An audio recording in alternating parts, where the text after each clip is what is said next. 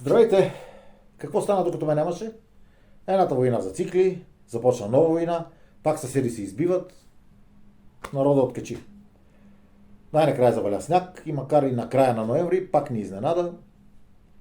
Новата градска управа като че ли се справи с генерална репетиция по почистване на снега и рязането на паднали дървета, но с новогодишната украса не съм много сигурен.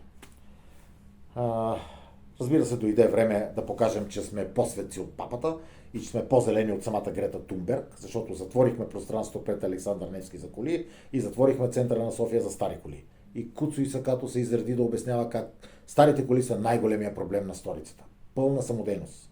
Количеството изгорели газове, излизащи от аспоха, не са функция на годините на колата, а на изминатите километри и на поддръжката на двигатели. Има стари коли, чието двигатели работят перфектно и нови коли, които са на над половин милион километър, са шортирани DPF, понеже смяната е много скъпа, които отделят в пъти повече изгорели газове.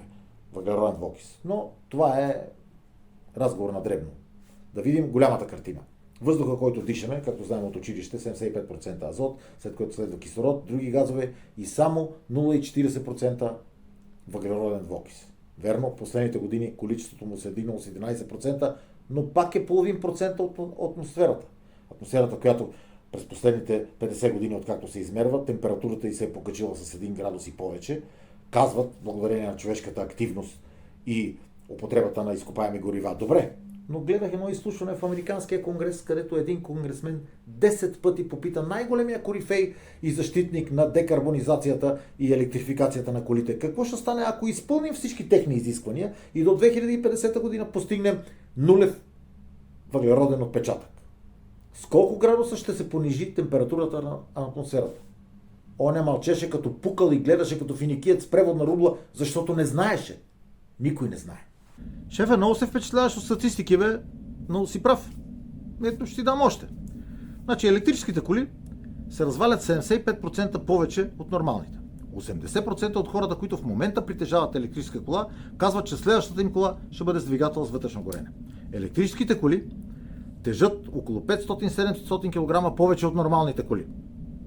Това е заради батериите, което прави една нормална кола, малка до среден клас, над тон и половина, а луксозните над 3 тона. Това претоварва ходовата част. Гумите се натоварват повече и се трият и отделят повече въглероден двуокис. И в това време, което всеки гледа да се въоръжава, искам да ти кажа, че един изтребител F-35 в нормален полет харчи 10 тона керосин на час. В свръхзвукополет стига до 30 тона. Не ми се мисли колко въглероден двуокис са това и колко нормални коли за колко време ще го отделят. Значи тия F-16 де ще ни ги дадат, все някога ще ни ги дадат американците, нали? Те поне са по-стар модел, може би ще харчат по-малко, но затова пък може да им забраниме да прелитат на центъра на София.